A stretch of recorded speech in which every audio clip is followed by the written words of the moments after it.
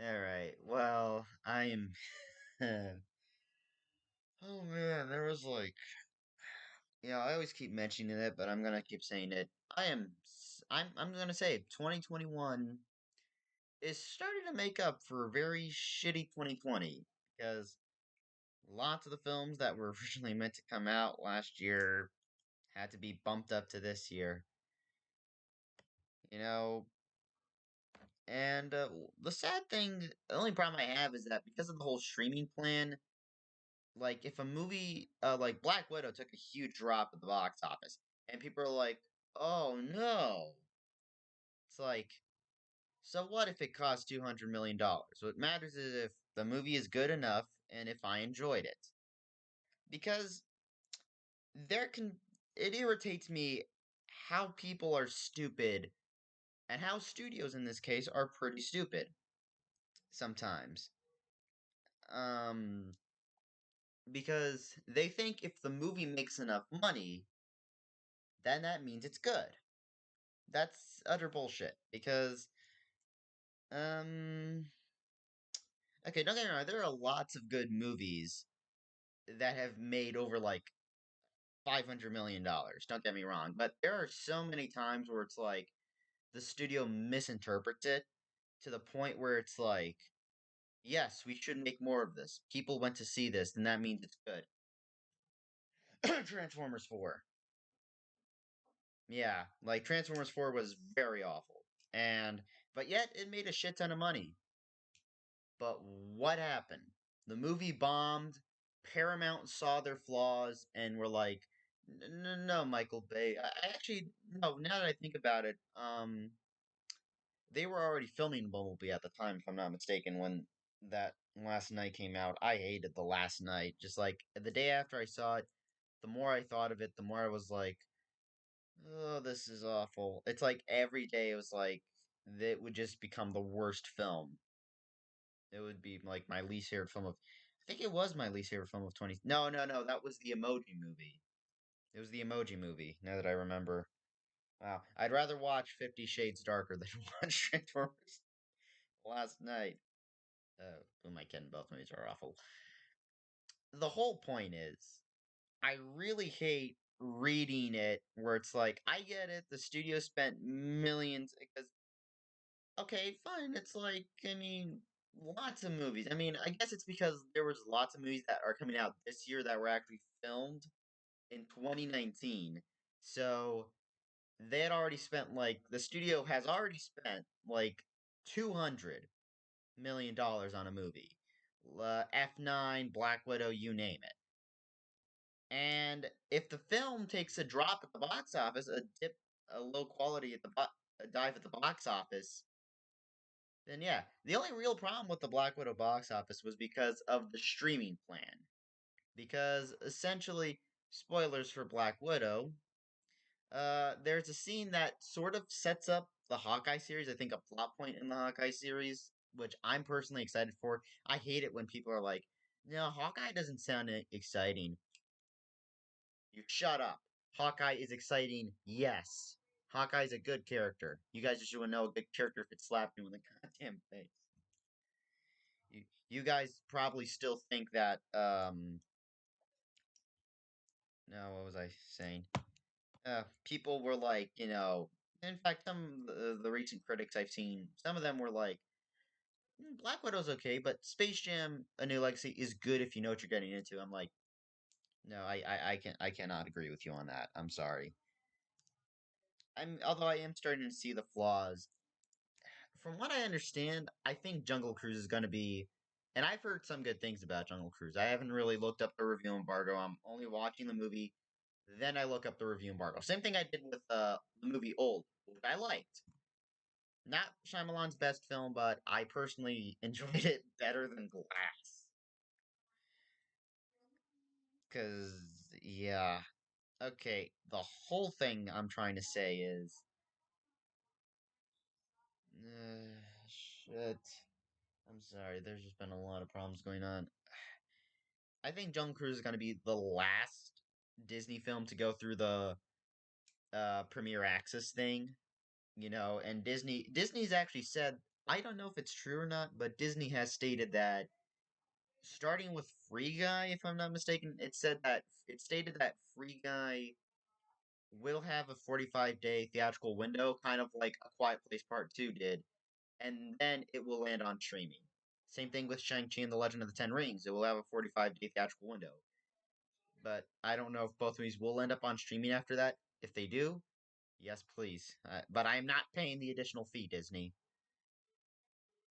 But a movie I was so excited for last year that is finally coming out after so long, Ghostbusters Afterlife. And I'm personally excited for this because, you know, okay, I didn't hate the female centric reboot.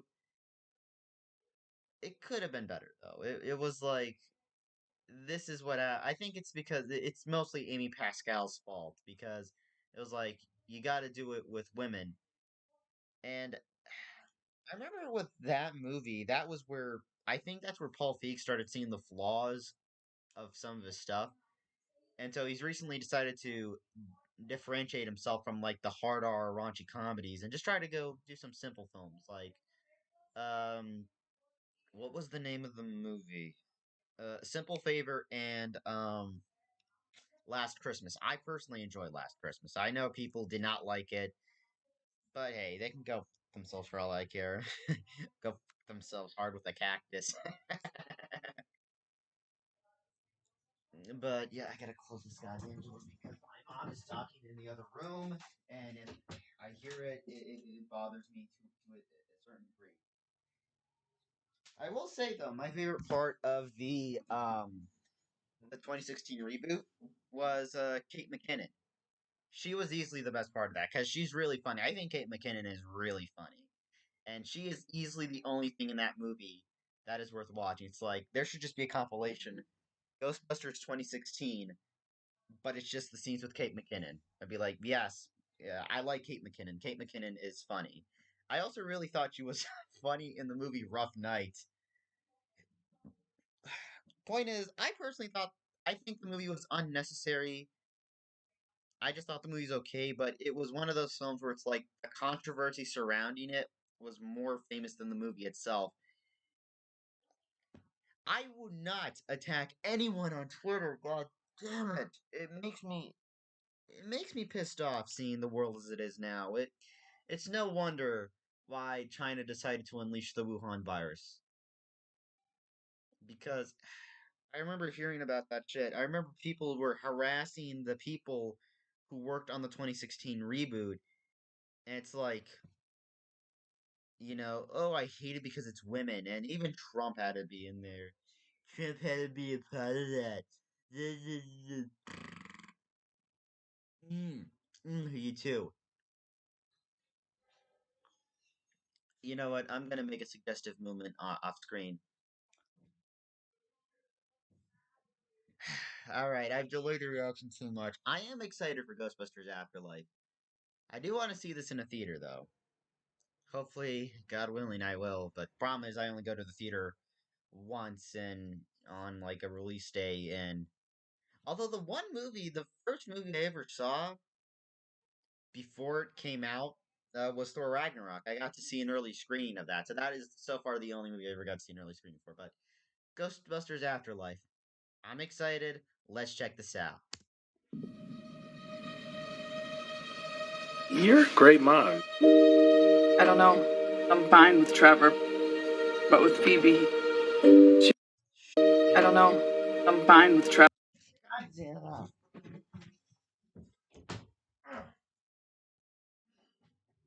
Much better. Sorry, I gotta restart the trailer. I It's because my mom's been going through a lot of stuff. I've actually been going through a lot of stuff in my personal life that I do not want to get into. You're a great mom. I don't know. I'm fine with Trevor, but with Phoebe, she really keeps me on the outside. That's normal. Paul Rudd She's an awkward. still looks good. He's like 50. How old is Paul Rudd? Actually, I want to look it up quickly. See, how old is Paul Rudd? 52 years old. He don't age. He's got those good genes. I love Paul Rudd. I love Paul Rudd. He's such a nice guy. I want to hug Paul Rudd. I want to be friends with Paul Rudd. Oh man. Nerdy kid. Maybe a new home could be an opportunity to start fresh. I just wish he'd get into some trouble. There's still time.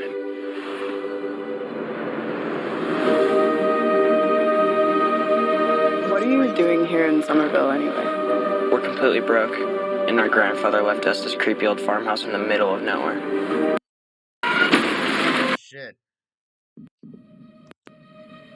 I'm sorry. I pressed the wrong goddamn. Oh, this is gonna be very difficult for me to record. All right, where was I? I do not know anything. I deleted from my memory. I don't have any knowledge of anything.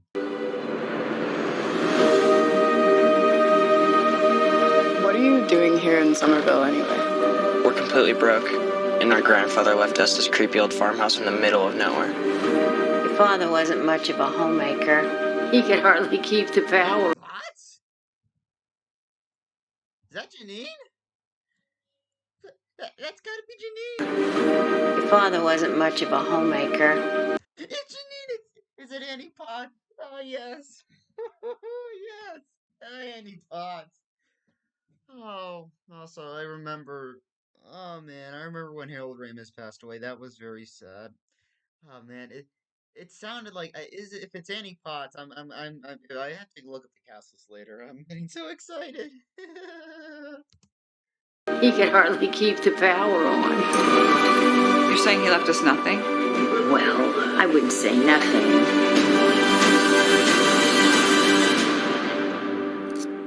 You went with the station wagon? It's the only one that had an engine.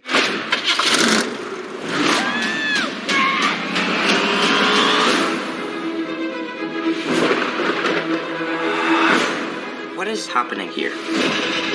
Somehow, the town with no fault lines is shaking on a daily basis.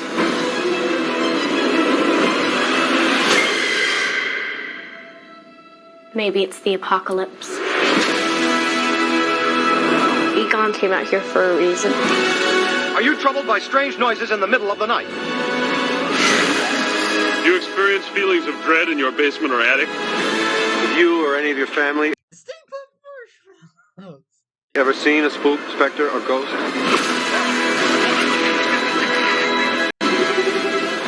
Oh my god. You guys hear that? Something's coming. The whole city. It's like The Walking Dead.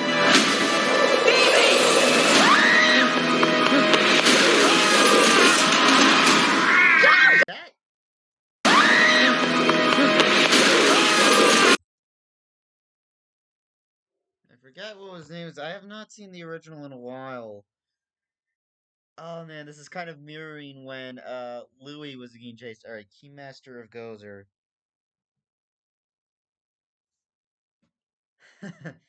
I can totally see the similarity because it's like the same scene in the original Rick Moranis is running.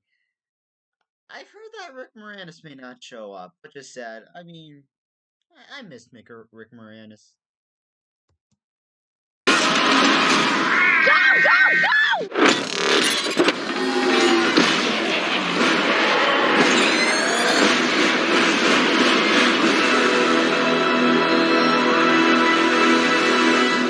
Ghostbusters. We're ready to believe you. We're closed. Is that Bill? Bill's back. Okay, at least he didn't show his face. I would have wanted that.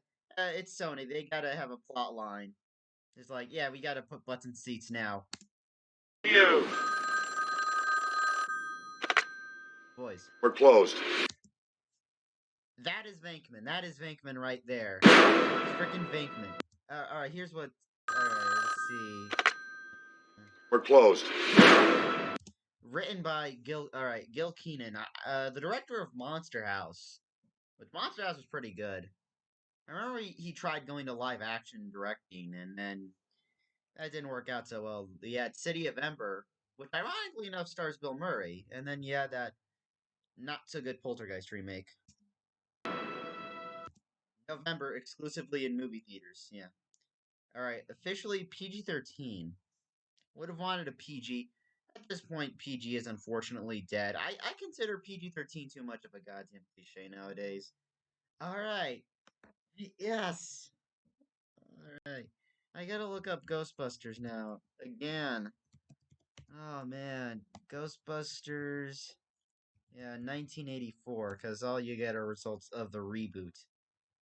Hmm. We're ready to believe you. We're closed. All right. Yeah, I gotta remember what happens. All right, I'm reading. Louis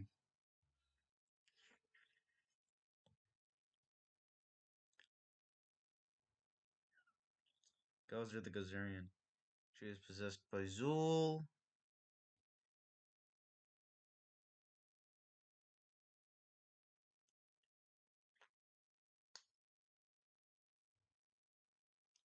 Yeah, Vince Clortho. Vince, essentially.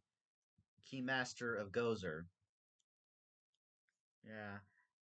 I remember showing a few kids. I think it was kids of a distant cousin. I remember showing them the original Ghostbusters, and they closed their eyes at the scene.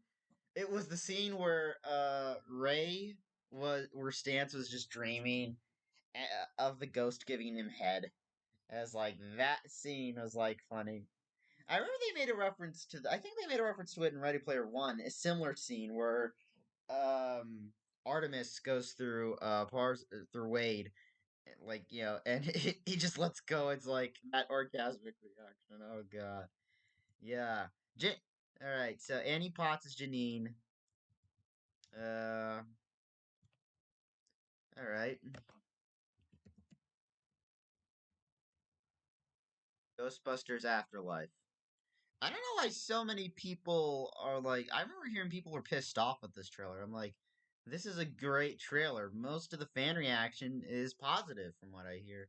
I don't know if it's come out yet. All right, let's see. Film will be released in 3D. I'm kind of tired of that. All right, let me see the confirmed cast. Okay, McKenna Grace as Egon's granddaughter. Yeah, Spangler's granddaughter. Finn Wolfhard as Trevor. Carrie Coon as Callie Spangler. All right. Uh, all right. So Peter Venkman, Bill Murray is coming back, as we find out now. Also, we got Annie Potts is back. Yes, awesome. Uh, I can't tell you how happy I was. You probably saw it, but I was so happy to see Janine in there. I miss Annie Potts. All right, so the actors from the original two movies: Bill Murray, Dan Aykroyd, Ernie Hudson, and Sigourney Weaver, and Annie Potts. And most of the new ones include Paul Rudd, Celeste O'Connor. Yeah, I remember him. I think I know who that kid is. Uh, we're also getting Bokeem Woodbine. I love Bokeem Woodbine. So yeah, I'm just so glad this film is finally coming out. And I think that the movie was mostly shot with practical effects. So, that's great for me. I actually want to know what my friend's reaction to the trailer is because, you know, yeah, I mean, I'm leaving a like prematurely. I know people are like saying, oh, this doesn't look good. At the same time, I actually think it looks good. Sorry. I gotta check if I have any pre recorded videos. This is a video from yesterday, if I'm not mistaken. And this one is the one I am currently recording. Alright, yeah. I gotta end the video here. This was the second trailer, the new trailer for Ghostbusters Afterlife. Let me know what you thought of the trailer in the comments below if you're excited for this movie. Thank you as always for watching. Don't forget to like, comment, subscribe. And if you do subscribe, I think it's here. Yeah, I gotta say, it's here. Hit the bell icon down here. if you want to stay notified for every new video I do. Coming the month of August, I might just slow down everything. I still have to do a review for the movie Old. Godspeed, everyone. We're ready to believe you.